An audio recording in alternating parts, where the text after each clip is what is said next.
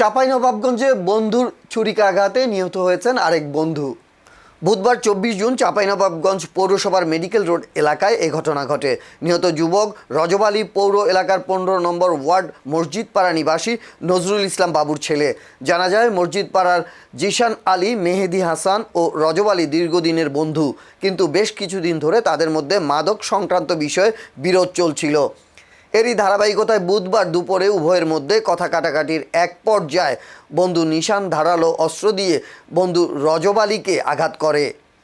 এ সময় গুরুতর আহত অবস্থায় রজবকে উদ্ধার করে 250 শয্যার চাঁপাইনবাবগঞ্জ জেলা হাসপাতালে নেওয়া হলে কর্তব্যরত চিকিৎসক তাকে মৃত ঘোষণা করেন।